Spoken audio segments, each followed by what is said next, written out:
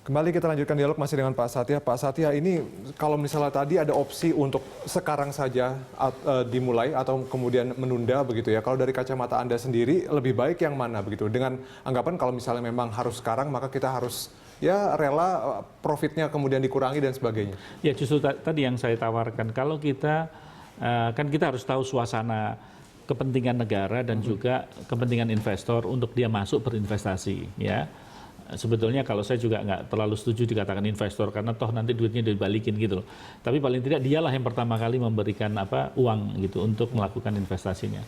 Nah, kalau misalkan kita menganggap bahwa seakan-akan kalau sekarang ini dengan profit negara dikurangin, diberikan sebagian pada kontraktor porsi yang lebih besar, seakan-akan kita dirugikan, kedaulatan kita tergugat. Sebetulnya kalau kita menggunakan teori sliding scale itu dia menyesuaikan dengan harga minyak dunia. Jadi misalkan di saat harga $30 ya, mungkin pemerintah hanya dapat 45, investor dapat 55 ya. Tapi nanti begitu dia naik menjadi $50, itu mungkin investor sudah tinggal 35, pemerintahnya 65, kan begitu. Jadi sebetulnya ini kita tidak terlalu khawatir menggunakan teori ini karena akan bergerak sesuai dengan harga minyak dunia. Tinggal sekarang hitung-hitungannya dengan mereka. Di saat harga berapa Anda 35, saya 65. Di saat harga berapa, Anda 65, saya 35. Misalkan begitu. Itu bisa dihitung formulanya dan disitulah proses nanti kita exercise, gitu pemerintah bisa mengexercise kira-kira mana yang tepat. Ya.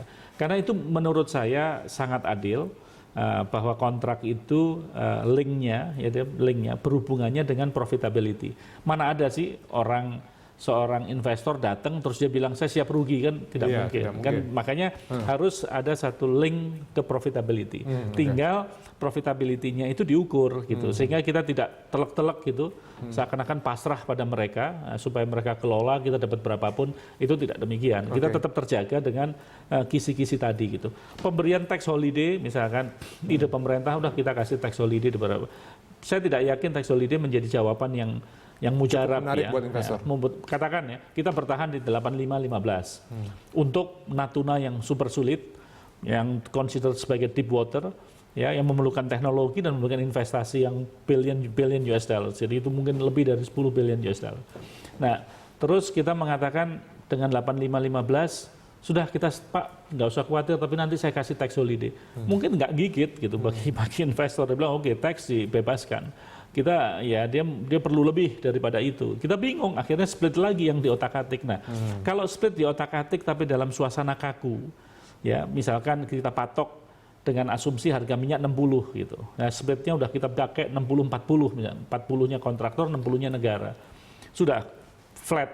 Begitu nanti ada kenaikannya ternyata harga minyak tidak lagi 60 tapi menjadi 70-80, kita nggak bisa ngerubah lagi. Karena kontraktor begitu dia sudah berkontrak, dia selalu bilang honor the contract. Kan selalu begitu ya. Makanya kita harus overhaul ini sistem kontrak kita. Mungkin kita kasih clause juga di situ namanya stabilization clause. Di stabilization clause itu maksudnya ada ruang ya, begitu ada ketidakcocokan karena suasana fiskal, maka pemerintah bisa memanggil kontraktor untuk bernegosiasi. Sebaliknya kontraktor apabila suasana fiskal, peraturan pajak dan lain sebagainya mencekik mereka, dia bisa angkat tangan dan bilang, Pak ini mempengaruhi IRR kita.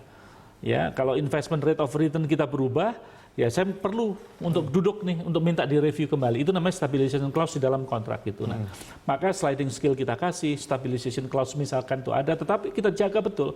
Karena saya tidak menginginkan ada kesan seakan-akan negara kita gadaikan.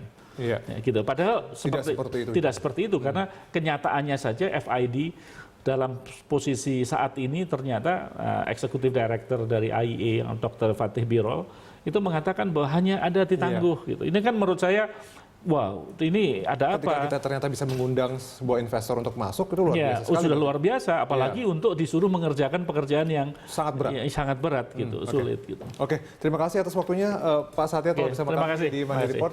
Dan pemirsa, sampai di sini kebersamaan kita dalam Money Report. Anda bisa mengakses informasi bisnis terkini di website kami di berita1.com atau mengirimkan informasi dan saran ke email kami di news@berita1.tv, atau Anda bisa follow kami via Twitter, Facebook, dan YouTube. Saat lagi rangkaian informasi aktual sepanjang hari akan kami hadirkan dalam Malam. Saya Ahmad Murodi mewakili rekan Ani Rahmi undur diri. Sampai jumpa.